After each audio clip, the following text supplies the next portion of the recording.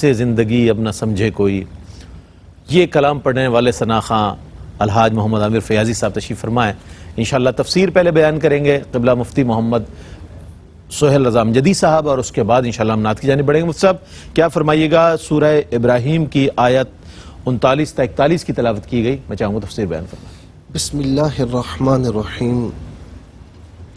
اللہم صلی علی سیدنا و مولانا محمد وعلی آلہ و اصحابہ وبارک وسلم. سورہ ابراہیم کی آیات جو تلاوت کی گئیں، آیت نمبر 39 سے لے کر 41 تک.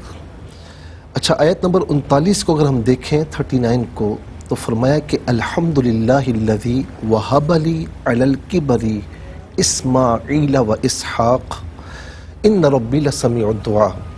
تمام تعریفیں اللہ کے لیے ہیں کہ جس نے مجھے اس بڑی عمر میں اسماعیل اور اسحاق جیسی اولاد عطا فرمائی. اچھا، جس وقت اسماعیل علیہ السلام کی جو پیدائش تھی نا، یہ ابراہیم علیہ السلام کافی بڑی عمر کے تھے. آپ دیکھیں کہ اس عمر میں عام طور پر اولاد نہیں ہوتی، لیکن ابراہیم علیہ السلام مایوس نہیں ہوئے، دعائیں کرتے رہے، یہاں تک کہ اللہ رب العالمین نے صرف اسماعیل نہیں، اسحاق علیہ السلام بھی عطا فرمائے. اچھا، پھر دوسری بات کہ یہ اللہ تعالیٰ کے جو پیارے نبی ہوتے ہیں نا، انبیاء اور رسول اعظام علیہ السلام، جب کوئی نعمت ملتی ہے تو اس پر پھر فخر کا اظہار نہیں فرماتے، تب بھی عاجزی کرتے ہوئے کہ مولا تو ہے، تیری حمد و ثنا ہے کہ تو نے ہمیں اس عمر میں یہ نعمت عطا فرمائی. تو آپ دیکھیں کہ یہ آیت کریمہ شروع ہو رہی ہے الحمدللہ، اللہ کی تعریف. ہمارا کوئی کمال نہیں، تمام تعریفات اللہ کے لیے ہیں کہ جس نے اس عمر میں ہمیں اسماعیل علیہ السلام اور اسحاق علیہ السلام کی صورت میں اولاد عطا فرمائی. ان ربی لسمیع الدعاء، کہ بے شک میرا رب دعاؤں کو سننے والا ہے.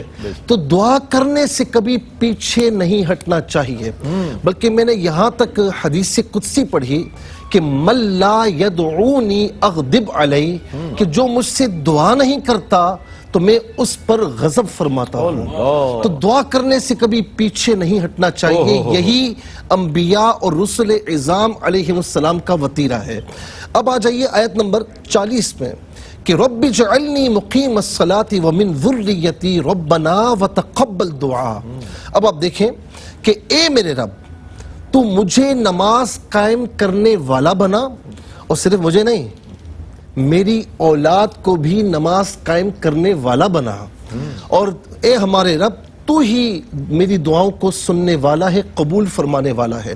اب یہاں پر میں اس کی تفسیر میں عرض کروں گا کہ دنیا میں جتنے بھی اللہ تبارک و تعالیٰ نے مردوں کو پیدا فرمایا نا، تو آپ دیکھیں کہ وہ مرد پہلے کسی کی اولاد بنتا ہے، اچھا پھر ایک عمر میں آ کر شادی وغیرہ ہو کر پھر کسی کا باپ بنتا ہے. تو ان دو نسبتوں کے درمیان مد رہتا ہے. اسی طریقے سے آپ خاتون کو دیکھ لیں کہ پہلے کسی کی بیٹی بنتی ہے، ایک عمر میں آ کر پھر کسی کی ماں بنتی ہے، ٹھیک ہے نا. اب یہاں پر آپ دیکھیں کہ اولاد کی نیک تربیت کرنا، اور پھر ان کے بارے میں اللہ رب العالمین کی بارگاہ میں دعائیں کرنا. دیکھیں، ایک ہوتا ہے نیک تربیت کرنا، اور ایک ہوتا ہے کسی خاص مقصد کے لیے ٹرین کرنا. بالکل بالکل. اب کسی خاص مقصد کے لیے آپ ٹرین کر رہے ہیں کہ اس کو مجھے انجینئر بنانا ہے، ڈاکٹر بنانا ہے، آئی ٹی کا جو ایکسپرٹ بنانا ہے وغیرہ وغیرہ، تو وہ ایک علیحدہ بات ہے. بالکل. لیکن نیک تربیت دینا، جب ہم کسی بچے کو دیکھتے ہیں نا، خاص بچے کو، تو ہم کہتے ہیں کہ اس کی فقط پرورش نہیں ہوئی ہے، اس کی نیک تربیت کے ساتھ پرورش ہوئی ہے. یہ اصل بات ہے. اور پھر بچے کو آپ دیکھیں، اس کے بچے کی عمر کو 3 حصوں میں تقسیم کریں، 7 سال، 10 سال اور 20 سال، بلکہ 7 سال، 15 سال اور 20 سال. اچھا، 7 سال میں اب حضور نبی کریم علیہ السلام کی اس حدیث پاک کی طرف آ جائے کہ جب بچہ 7 برس کا ہو جائے اسے نماز پڑھنے کے لیے کہو، اور جب 10 برس کا ہو جائے، اب دیکھیں 7 برس کا بچہ ہے نا، تو اس کا ذہن بناتے رہو، یعنی ہارڈلی نہ کرو، سختی نہ کرو، ذہن بناتے رہو، اس کو تیار کرو، لائٹلی موٹیویشن اس کو دیتے رہو کہ بیٹا نماز کی طرف آ جا، بیٹا نماز کی طرف آ جا، اچھی تربیت اس کو دیتے رہو. لیکن 10 برس کا ہو جائے تو پھر اسے باؤنڈ کرو کہ اب آپ کو یہ فرائض واجبات ادا کرنے ہیں. بالکل بالکل ٹھیک ہے نا. اچھا، اب یہاں پر میں یہ بات عرض کروں گا کہ 7 برس کا ہو جائے اور پھر 15 برس کی عمر ہے. عام طور پر یہ عمر بڑی نازک ہوتی ہے، کیونکہ امام غزالی رحمۃ اللہ تعالی علیہ کا میں نے چند جملے پڑھے کہ بچہ یعنی بچپن سے لے کر 7 برس تک ماں باپ کے ہاتھوں میں کھلونا ہوتا ہے. کھیلتے ہیں نا اس سے، اس کو دیکھ دیکھ کر خوش ہوتے ہیں. فرمایا کہ 7 سے لے کر 15 برس تک اولاد اپنے والدین کی غلام ہوتی ہے، جو وہ کہتے ہیں وہ کرتے ہیں. لیکن 15 برس کے بعد یا تو والدین کی، اور خاص طور پر والد کا ذکر ہے، یا تو والدین کی دوست ہوتی ہے یا دشمن ہوتی ہے. یعنی 15 برس کے بعد آپ اسے سکھانے جائیں گے، وہ کیا سیکھے گا؟ ٹھیک ہے نا. اب 7 برس تک آپ نے اس کی تربیت کی. اب 15 برس کے بعد کیا ہوتا ہے کہ وہ بچہ باہر نکلنا شروع ہو جاتا ہے. یہ وہ ایج ہے 9th میٹرک. اب آپ کو پتا ہے کہ یہاں پر یعنی جو دوست احباب کیسے ملتے ہیں، باہر کی صحبتیں، باہر گھومنا پھرنا، یہ ساری چیزیں. اب اس کو اگر آپ نے 7 برس کی عمر سے جو اس کی تربیت کی ہے، اگر آپ نے اسے برقرار نہ رکھا تو اب 9th میں، میٹرک میں، کالج میں جا کر وہ ہو سکتا ہے کہ اس تربیت کو بھول جائے. تو آپ کو بتایا جا رہا ہے کہ یہاں پر بھی اس کی تربیت کرنا نہیں بھولنا، بلکہ اسے خاص طور پر بیرونی ماحول کے اعتبار سے اس کی تربیت کرنا اور ایکسپیرینس اپنا شیئر کرنا کہ بیٹا دیکھو تمہارے سامنے یہ دنیا ہے، تمہارے پاس یہ بھی آئیں گے، تم وہاں بھی جاؤ گے، یہاں بھی جاؤ گے. اچھے برے کی تمیز سکھانا یہ انتہائی ضروری ہے.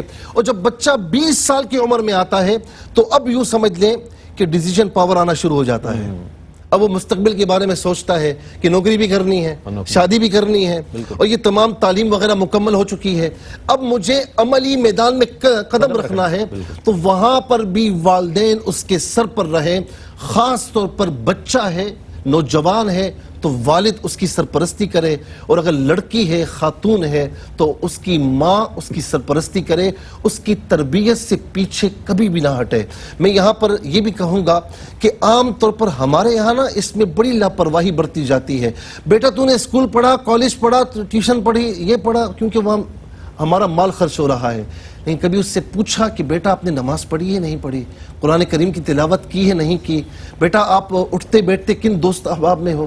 کیونکہ یاد رکھیں کہ یہ دوستی یاری یہ بعض اوقات اتنی برباد کر دیتی ہے. کیونکہ مولانا روم رحمۃ اللہ تعالی علیہ فرماتے ہیں کہ یار بد بدتر از مارے بد. کہا کہ جو بری صحبت ہے نا اس سے بچو، اس لیے کہ بچھو جو ڈستا ہے نا، ڈنک مارتا ہے، وہ تمہاری جان لیتا ہے، لیکن برا دوست، بری صحبت والا تمہارا ایمان لے کر چلا جاتا ہے. تو اسی لیے یہ تربیت انتہائی اہم عنصر ہے. اب اس کے بعد آ جائیے کہ فرمایا کہ ربنا وتقبل دعا، تو ہی ہماری دعائیں قبول فرمانے والا ہے. ربنا اغفر لی ولوالدی وللمؤمنین یوم یقوم الحساب. اور پیچھے میں جو ہے اسے جوڑتے ہوئے ایک جملہ کہوں گا کہ خود نیک ہونا یہ تو ضروری ہے، لیکن خود نیک ہونا کافی نہیں ہے. اولاد کو بھی نیک بنانا ضروری ہے، ورنہ روز قیامت پکڑ ہوگی. اللہ تبارک و تعالی کی بارگاہ میں یہی والد ہوگا، یہی اولاد ہوگی. والد نماز روزہ بھی کرتا ہوگا، ساری عبادات کرتا ہوگا، اور اولاد دین سے دور ہوگی.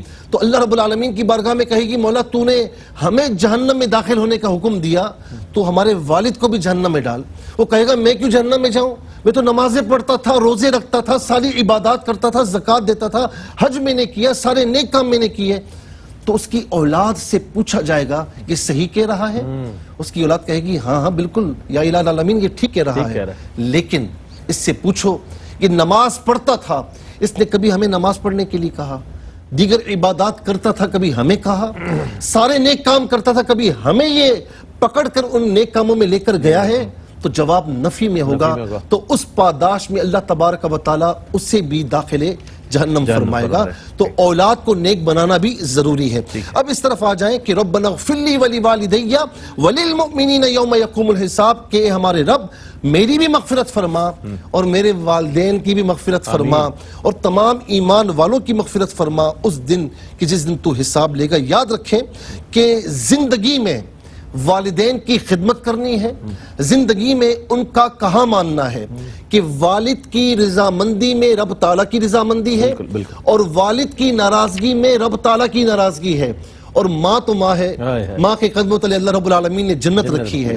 یہی والدین تمہارے لیے جنت ہما جنتک وہما نارک. ایک صحابی نے عرض کی یا رسول اللہ یہ والدین کیا ہیں، کتنی فرما برداری کی جائے؟ تو فرمایا کہ یہی تیرے لیے جنت ہے اور یہی تیرے لیے دوزخ ہے. ان کی خدمت کرے گا، راضی رکھے گا تو جنت میں جائے گا، اور ان کو ناراض کرے گا تو پھر داخل جہنم ہوگا. اور پھر دوسری بات یہاں پر عرض کروں گا کہ صرف زندگی میں ان کی خدمت نہیں ہے، جب ان کی آنکھ بند ہو گئی تو کیا سارے حقوق سارے رائٹس ختم ہو گئے؟ نہیں، ان کی آنکھ بند ہونے کے بعد ان کے لیے دعائے مغفرت کا اہتمام کرنا، ان کے لیے ایصال ثواب کا اہتمام کرنا یہ انتہائی ضروری ہے. اب دیکھیں نا، حدیث پاک میں ہے کہ جب مردوں کو ایصال ثواب کیا جاتا ہے نا تو یہ کیا ہوتا ہے؟ حدیث پاک میں ہے کہ ان تک پہنچتا ہے اور وہ خوش ہوتے ہیں کہ ہمارے لیے گفٹ آیا ہے. کتنے خوش ہوتے ہیں؟ فرمایا جس طرح تم زندوں کو ہدیہ پیش کرتے ہو نا، وہ تم سے راضی ہوتے ہیں نا، اس طریقے سے مردہ جو مرحوم ہوتا ہے وہی بڑا خوش ہوتا ہے کہ مجھے تحفہ پہنچا ہے. اور میں یہاں پر یہ بات بھی عرض کروں گا کہ پوری زندگی میں سب سے اہم کام مغفرت ہے. زندگی میں سارے مقاصد پا لیے، سب کچھ کما لیا، بخشش نہیں کروائی تو کچھ بھی نہ کروایا. تو میں اب تمام والدین سے کہوں گا جن کو اللہ رب العالمین نے درجہ والدین عطا فرمایا کہ اب سب کچھ کیجئے، تربیت بھی اچھی کیجئے، لیکن اپنی مغفرت کا سامان اپنی اولاد کی تربیت کی صورت میں کیجئے. اولاد کو کم از کم اس قابل چھوڑ دیں کہ وہ آپ کے مرنے کے بعد قرآن کریم پڑھ کر آپ کو ایصال ثواب تو کر سکے، آپ کے انتقال کے بعد وہ آپ کی قبر پر فاتحہ تو پڑھ سکے، آپ کی نماز جنازہ تو پڑھ سکے، اچھے اچھے کام کر سکے. اور میں اسے کنکلوڈ کرتے ہوئے یہ کہوں گا کہ یہ دیکھیں، یہ جو محفل ہے نا سجی ہوئی ہے، کتنی خوبصورت محفل ہے. درس قرآن بھی ہے، بلکہ آپ یہ دیکھیں تلاوت قرآن کریم بھی ہے، قاری صاحب فرما رہے ہیں، درس قرآن بھی ہے، پھر نعت خواں حضرات بیٹھے ہوئے ہیں.